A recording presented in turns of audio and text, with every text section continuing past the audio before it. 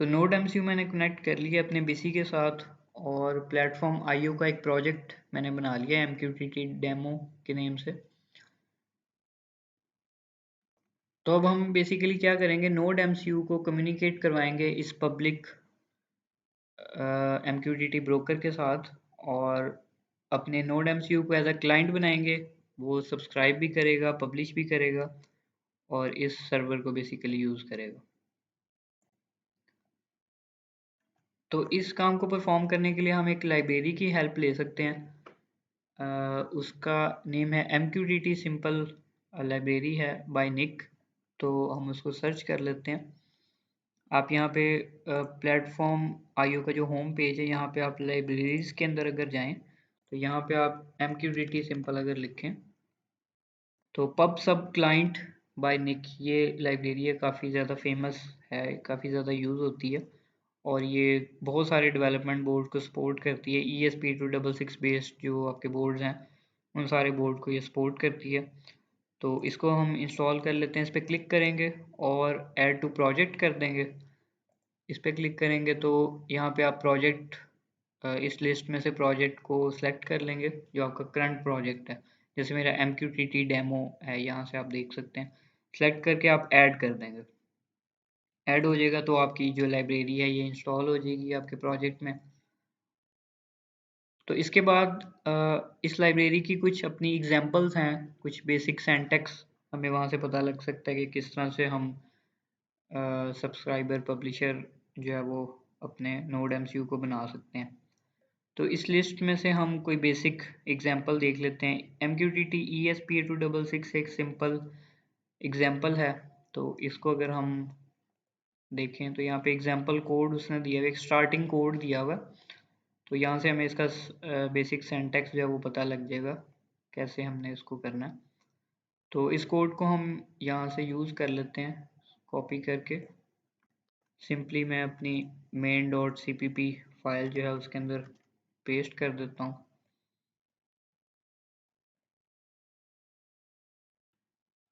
यहाँ पे एक हमारे पास लाइब्रेरी है ESP8266 wifi.h। इसका आपको ऑलरेडी पता है कि ये वाईफाई कनेक्शन इस्टेब्लिश करने के लिए होती है, और pubsub client.h ये बेसिकली MQTT के काम के लिए यूज़ होगी।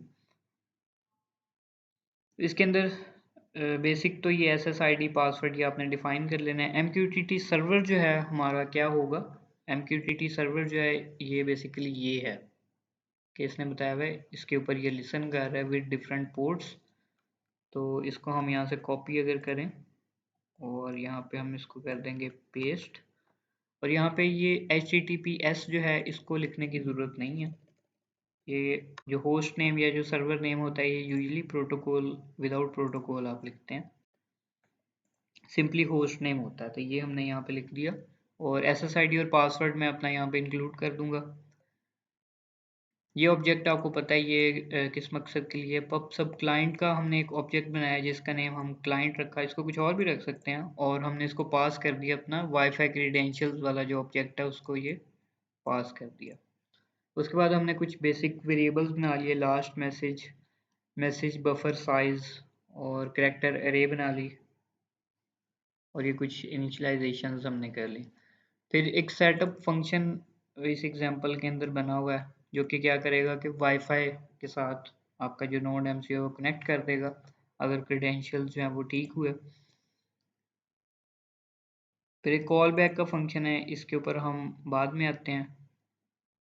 पहले हम सेटअप की तरफ चलते हैं। सेटअप के अंदर उसने कोई LED pin, built in LED जो है उसके साथ उसको आउटपुट बना के, तो उसके बाद उसने यूज़ कर रहा होगा इसको कहीं पे। उसके बाद आगे उसने सेटअप फंक्शन को कॉल कर दिया, serial dot begin setup function से वाईफाई जो है वो आपका कनेक्ट हो जाएगा। उसके बाद client dot set server, MQTT server का जो वेरिएबल है वो उसने पास कर दिया जिसके अंदर हमारा मॉस्किटो का जो एड्रेस है वो स्टोर्ड है, और 1883 ये डिफ़ॉल्ट उसने पोर्ट रखी हुई है। इसको हम चेंज कर सकते हैं, वेब सॉकेट्स वाली पोर्ट भी यूज़ कर सकते हैं।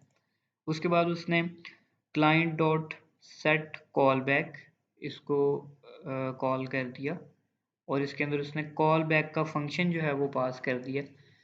अब जो कॉल बैक का फंक्शन है ये बेसिकली क्या करता है, जब आपके सर्वर से आपके एमक्यूटीटी ब्रोकर से कोई मैसेज रिसीव होगा तो ये फंक्शन जो है ये ऑटोमेटिकली कॉल हो जाएगा, और उसके अंदर बेसिकली हम जो मैसेज हमारा रिसीव हो रहा है इस पेलोड वेरिएबल के अंदर हमारा जो बाइट्स रिसीव हो रहे होंगे, तो इसके अंदर हमारी बेसिकली इंफॉर्मेशन जो है वो होगी मैसेज की, तो वो उसको हम एनालाइज कर सकते हैं, उसके ऊपर कोई ऑपरेशन कर सकते हैं। इस केस में वो क्या कर रहा है, जो उसने बिल्ट इन एलईडी को आउटपुट बनाया वो चेक कर लेता है, अगर सर्वर से 1 रिसीव हो रहा है तो उस एलईडी को लो कर देता है, अगर वरना फिर उसको हाई कर देता है। वो ये कर रहा है, हम कुछ और भी ऑपरेशन उसके साथ कर सकते हैं। फिर ये रिकनेक्ट का फंक्शन उसने कॉल किया हुआ है यहाँ पे। बेसिकली सेटअप, ये सारा सेटअप होने के बाद सबसे पहले ये लूप ही कॉल होगा जिसके अंदर क्लाइंट डॉट कनेक्टेड, और ये उसने एक्सक्लेमेशन मार्क यूज़ किया हुआ है कि अगर क्लाइंट जो है वो कनेक्टेड नहीं है तो रिकनेक्ट का फंक्शन कॉल हो जाए। तो बेसिकली ये फर्स्ट टाइम तो ये कॉल हो ही रहेगा, तो क्योंकि इनिशियली तो वो कनेक्ट नहीं होगा। तो रिकनेक्ट का फंक्शन जो है ये क्या करेगा, ये एमक्यूटीटी के साथ कनेक्ट करेगा। उसके बाद क्या होगा, उसके बाद उसने एक यूनिक क्लाइंट आईडी बना लिया, ये भी हम बना सकते हैं। उसके बाद क्लाइंट डॉट कनेक्ट, तो जैसे ही ये रिज़ल्ट इसका ट्रू होगा तो ये कनेक्ट हो जाएगा।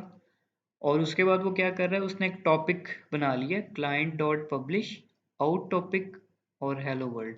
ये जो आउट टॉपिक है ये बेसिकली उसने एक टॉपिक बना लिया, और कोई भी नाम हम इसका रख सकते हैं। यहाँ पे ये मैसेजेस जो हैं वो पब्लिश कर रहा है, और क्या मैसेज पब्लिश कर रहा है, हेलो वर्ल्ड पब्लिश कर रहा है।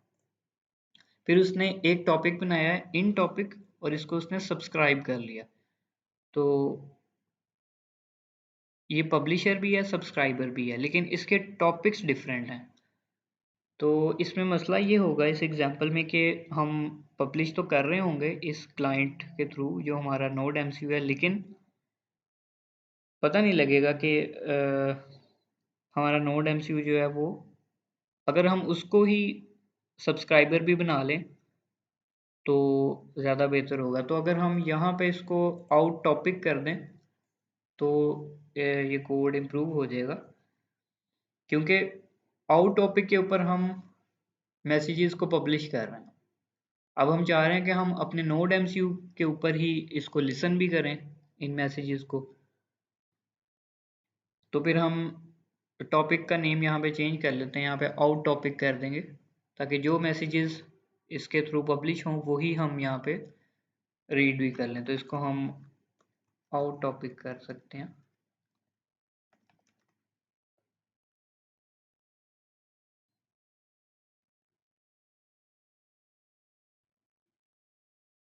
और ये यहाँ पे स्पेसिफिक टाइम को काउंट करे, फॉर एग्जांपल 5 सेकंड्स के बाद आपने मैसेज जो है वो पब्लिश करना है, वो कंडीशन उसने लगा के।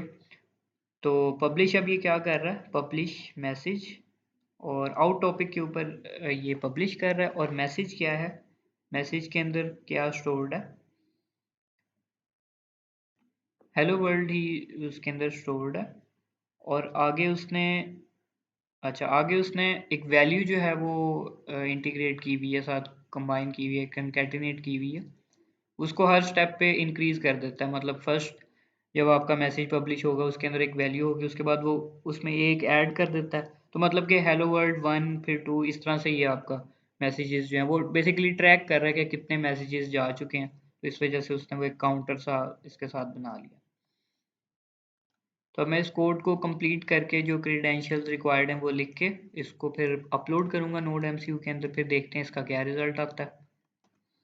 ओके जी, तो ये कोड अपलोड हो गया, और मेरे पास जो, अगर मैं अपनी जो कंसोल विंडो है उसको, सॉरी सीरियल मॉनिटर को अगर मैं एनालाइज करूं, तो यहाँ पे मैसेज अराइव्ड मैंने आपको बताया था हेलो वर्ल्ड, और आगे वो इंक्रीमेंट कर रहा था हर मैसेज के अंदर एक वैल्यू, तो वो इंक्रीज हो रहा है। मैसेज अराइव्ड से क्या होगा, बेसिकली आपका जो कॉल बैक फंक्शन है वो जैसे ही ट्रिगर होता है, और वो कब ट्रिगर होता है उसको पता लग जाता है, क्योंकि वो कॉल बैक फंक्शन है। तो जैसे ही सर्वर से कोई मैसेज रिसीव होता है तो वो कॉल बैक का जो फंक्शन है वो फायर अप हो जाता है, और उसके अंदर बेसिकली हम प्रिंट कर रहे हैं जो भी मैसेज आया, और पब्लिश का जो सेक्शन है इसके अंदर हम मैसेजेस को पब्लिश करें। तो पब्लिश होता है, उसके बाद जैसे ही कोई मैसेज पब्लिश होता है सर्वर को इस चीज़ का आइडिया हो जाता है, और साथ ही कॉल बैक का फंक्शन जो है वो रन हो जाता है, और उसके अंदर फिर हम उस पर्टिकुलर मैसेज को प्रिंट कर देते हैं।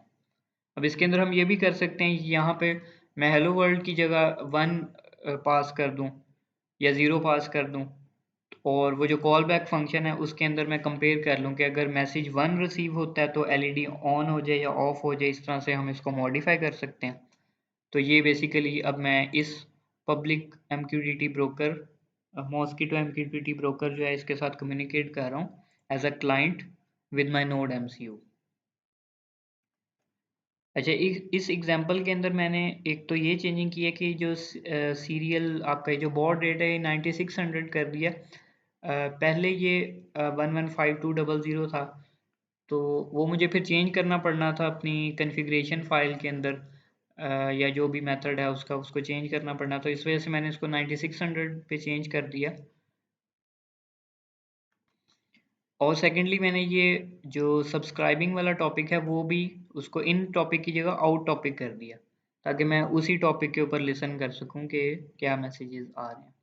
अगर मैं यहाँ पे इन टॉपिक ही रहने देता तो फिर वो सिर्फ पब्लिश हो रहा होना था, लेकिन सब्सक्राइब चूंकि मैंने किसी और टॉपिक को किया हुआ है तो फिर यहाँ पे वो मुझे मैसेजेस जो अभी नज़र आ रहे हैं ये हेलो वर्ल्ड, तो ये मुझे नहीं नज़र आने थे, तो इस वजह से मैंने उसी टॉपिक को सब्सक्राइब भी कर लिया। अच्छा, अब ये सारा काम तो मैंने परफॉर्म करके दिखा दिया आपको, सारा कोड भी एक्सप्लेन कर दिया, और ये मैंने किया मॉस्किटो MQTT ब्रोकर के साथ। अब आपने जो काम करना है वो आपने करना है एडाफ्रूट MQTT ब्रोकर के साथ। एडाफ्रूट जो है वो कंपनी है जो कि डिफरेंट उनके सर्वर्स हैं, डिफरेंट वो पार्ट्स भी बनाती हैं, सेंसर्स बहुत सारे एडाफ्रूट के बने आते हैं। तो इनका अपना MQTT ब्रोकर है, और इनका थोड़ा सा हम इसके ऊपर डैशबोर्ड टाइप चीज़ भी कर सकते हैं। तो इनके साथ MQTT का जो काम है वो करना वो ज़्यादा इजी है। जो ये मॉस्किटो है ये इतना ज़्यादा यूज़र फ्रेंडली नहीं था, इसमें आपने देखा कि CMD के साथ में काम कर रहा था, और कोई इसका एज सच कोई डैशबोर्ड या कुछ भी नहीं है। तो वो काफ़ी ज़्यादा बिगनर्स के लिए वो बना हुआ है, और वो काफ़ी ज़्यादा बेसिक है, और उसमें आपको पता लग रहा होगा कि जी ये मैसेजेस हैं और ये इस तरह से सारी कम्युनिकेशन हो रही है। तो वो अब आपने एडाफ्रूट के साथ ये काम आपने करना है। तो ये मैनुअल जो आपका लैब मैनुअल है इसके अंदर सारी इंस्ट्रक्शंस जो हैं वो गिवन है कि आपने किस तरह से करना है। इसमें आपने जो टास्क 1 है controlling a digital output LED विया सब्सक्रिप्शन, इसमें आप ये कर सकते हैं आपकी जो नोड एमसीयू की बिल्ट इन एलईडी है उसके साथ आप काम कर सकते हैं। इस टास्क के अंदर आपने सब्सक्राइब ही करना है आई थिंक। बिल्कुल, इसके अंदर आपने पब्लिशिंग नहीं करनी, इसके अंदर आपने सब्सक्राइब ही करना है सिर्फ। तो ये सारे स्टेप्स आपको दिए हुए हैं कि आपने ये io.adafruit.com पे जाके अकाउंट क्रिएट कर लेना है। फिर ये आपको स्टेप बाय स्टेप सारा बताया हुआ है, फीड्स। अच्छा, ये जो एडाफ्रूट का जो MQTT ब्रोकर है ये टॉपिक्स को बेसिकली फीड्स बोलता है, तो इसके साथ कंफ्यूज होने की ज़रूरत नहीं है। यहाँ पे फीड्स लिखा होगा, टॉपिक्स नहीं लिखा होगा, तो वहाँ पे आप टॉपिक बना सकते हैं।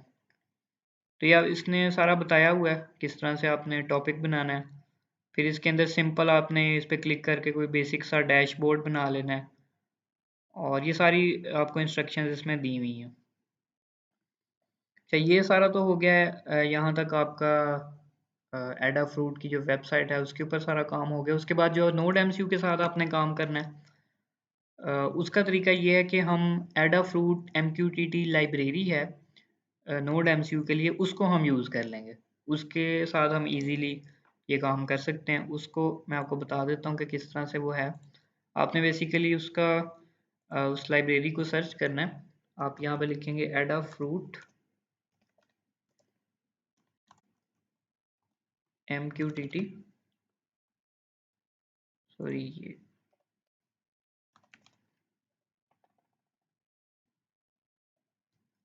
अच्छा, यहाँ पे आपको ये लाइब्रेरी आपको मिल जाएगी Adafruit MQTT library by Adafruit, इसको आपने अपने प्रोजेक्ट के अंदर इंक्लूड कर लेना है और इसकी बेसिक एग्जांपल आप के साथ आप उसको स्टार्ट कर सकते हैं।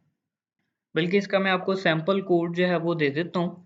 आपने सिंपली ये लाइब्रेरी इंस्टॉल कर लेनी है, उसके बाद वो सैम्पल कोड जो है उसको एज अ स्टार्टिंग पॉइंट आपने लेके चलना है। ये मैनुअल के अंदर भी मेंशन है कि आपने जो है वो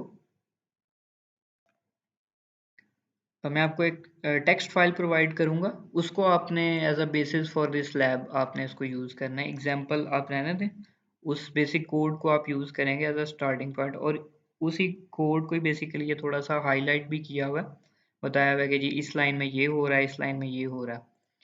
तो उसके अकॉर्डिंग ही आपने ये सारे स्टेप्स को फॉलो करते जाना है, तो ये ऑटोमेटिकली आपका ये सारा को समझ भी आ जाएगा और ये हो भी जाएगा। इसमें कॉल बैक फंक्शन का भी बताया हुआ है। तो इसमें बेसिकली आप ये करेंगे, जो आपकी जो बिल्ट इन एलईडी है उसको आप जो है वो ऑन ट्रिगर करेंगे या ऑन ऑफ करेंगे।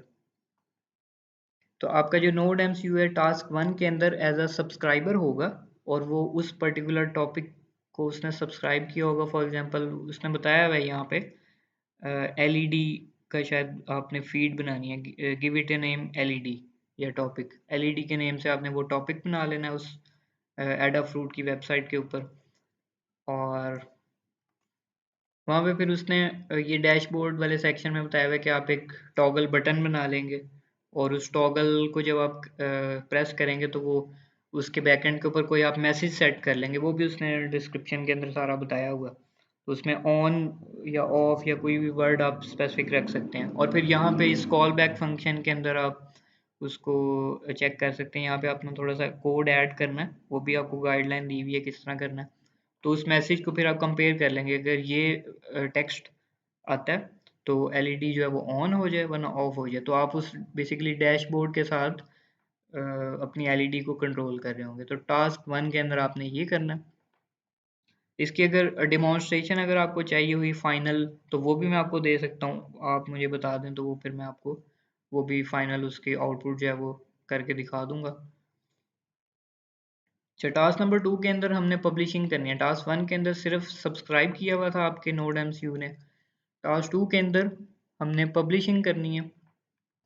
तो टास्क 2 के अंदर आपने टास्क 1 वाला जो कोड है उसी को यूज़ करना है, उसी को थोड़ा सा मॉडिफाई करके उसके अंदर जो सब्सक्रिप्शन वाला पार्ट है उसको आपने रिमूव कर देना है और सब्सक्राइब वाला जो पार्ट है उसको आपने ऐड कर देना है और किसी भी टॉपिक के ऊपर आप उसको सब्सक्राइब कर सकते हैं। अब इस एग्जांपल के अंदर अ, उन्होंने बताया हुआ है कि जी एक पोटेंशियोमीटर है जिसकी वैल्यूज़ जो हैं वो पब्लिश कर रहे हैं। अब ये हमने चूंकि अभी सेंसर्स को इंटीग्रेट करना नहीं सीखा है, सच एनालॉग या डिजिटल सेंसर्स को, तो पोटेंशियोमीटर को अगर potentiometer as an analogue sensor आप उसको सोच सकते हैं, तो उसकी वैल्यूज़ जो हैं वो जब डिजिटल में एडीसी के थ्रू कन्वर्ट होती हैं वो 0 से लेके 1023 तक कन्वर्ट होती हैं, शायद मैंने आपको बताया भी होगा। तो अब ये जो वैल्यूज़ हैं, अब अगर आपके पास फॉर एग्जांपल पोटेंशियोमीटर नहीं है तो बल्कि आप पोटेंशियोमीटर को ना यूज़ करें, आप सिंपली क्या करें, आप रैंडम फंक्शन यूज़ कर लें। आर्डिनो डॉक्यूमेंटेशन के अंदर अगर आप जाएँ तो कोई रैंडम फंक्शन होगा जो कि रैंडमली वैल्यूज़ जनरेट करेगा। तो आप 0 से लेके 1023 तक रैंडम वैल्यूज़ जनरेट करें और इस टॉपिक के ऊपर, पर्टिकुलर टॉपिक के ऊपर, या जो पीओटी का ये पॉट का जो टॉपिक है जो बनाया है, इसके ऊपर आप पब्लिश कर लें और फिर आप उस पे अपने डैशबोर्ड के ऊपर उन वैल्यूज़ को रियल टाइम में देख सकते हैं। तो ये आप एनालॉग रीड और ये तो आप काम नहीं कर रहे होंगे, इसकी जगह आप जो आपकी जो रैंडम वैल्यूज़ जनरेट हो रही हैं आप उनको पब्लिश कर दें। तो ये काम आपने इस लैब के अंदर करना होगा। ठीक है जी, थैंक यू।